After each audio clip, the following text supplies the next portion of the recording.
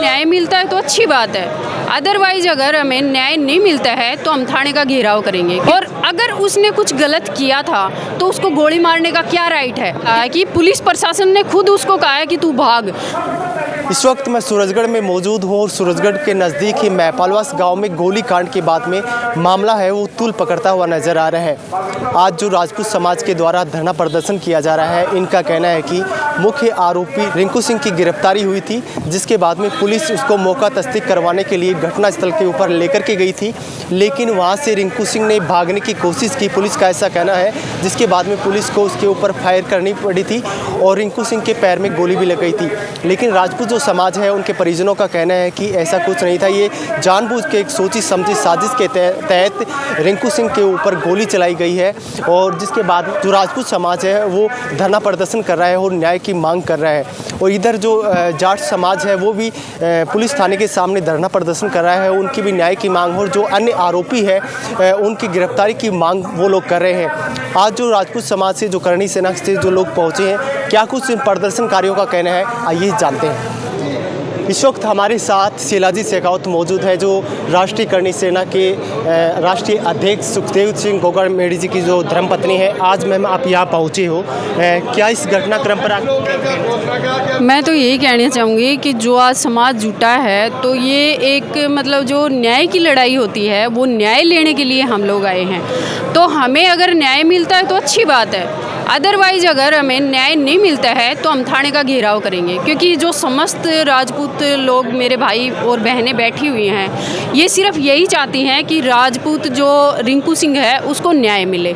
और अगर उसने कुछ गलत किया था तो उसको गोली मारने का क्या राइट है, क्योंकि किसी भी संविधान में ये तो नहीं है कि इसको बंधक बना करके गोली मारी दी जाए। क्योंकि अगर वो गिरफ्तारी में अगर आपके पास है तो आप उसको गोली नहीं मार सकते। जी, जिस तरह से पुलिस मौका तस्दीक करवाने के लिए लेकर के वहाँ जाती है, उसके बाद में गोली जो चलाती है, तो क्या लगता है इस पूरे घटनाक्रम? नहीं, अभी एक भाई चश्मदीद वहाँ पे थे तो उन्होंने ये कहा है कि पुलिस प्रशासन ने खुद उसको कहा है कि तू भाग।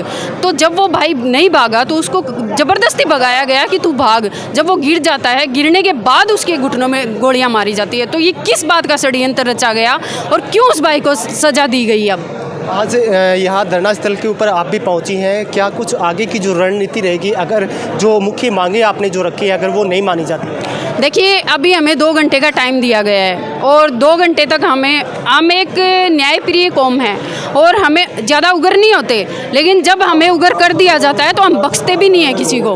तो अभी हमारे 2 घंटे के अंदर अगर मांगे मान ली जाती है तो ठीक है, अदरवाइज हम यहाँ से सीधा का सीधा थाने में चले जाएंगे और उसका पूरे थाने का घेराव कर देंगे। जी, तो ये हमारे साथ शिलाजी शेखावत हमारे साथ मौजूद थी, जो कि इस पूरे घटनाक्रम को देख रही हैं और आज धरना स्थल के ऊपर पे पहुंची हैं। और इनका कहना है कि जो मांगे हैं प्रशासन अगर नहीं मानता है तो उग्र आंदोलन भी हो सकता है और थाने का घेराव भी कर सकते हैं।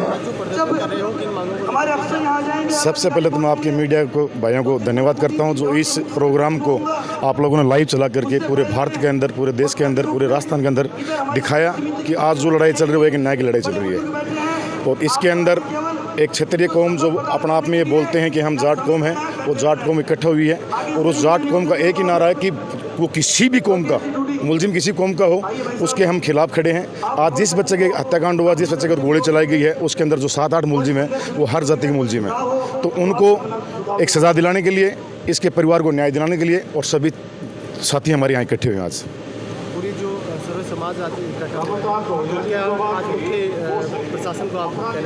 प्रशासन को ये कहना चाहते हैं कि आज 1.5 महीना हो गया, जो मुलजिम उन्होंने गिरफ्तार किए उनके लिए धन्यवाद, लेकिन जो मुलजिम बच्चे हुए हैं 2 या 3 वो अब तक बेखौफ घूम रहे हैं और उस परिवार के अंदर भय की, खौफ की भावना बना रहे हैं, बार बार उनको डराना धमकाना कर रहे हैं। मैसेज मिला कि वो दोबारा भी राउंड मार के गए हैं। तो वो इसलिए प्रशासन को चेताना चाहते हैं कि वो जब 1.5 महीने आपने जो 10 दिन के अंदर 5 मुलजिम गिरफ्तार कर लिए, तो जो बच्चे हुए मुलजिम आज तक 1.5 महीने गिरफ्तार क्यों नहीं हुए, उसका रीज़न क्या? किस तरह से आगामी जो रणनीति प्रदर्शन, आगामी देखो कमेटी जो गठन बनाएगी, कमेटी जो गठन किया है उसमें क्या निर्णय लेती है उसी के आधार पर चलेंगे हम।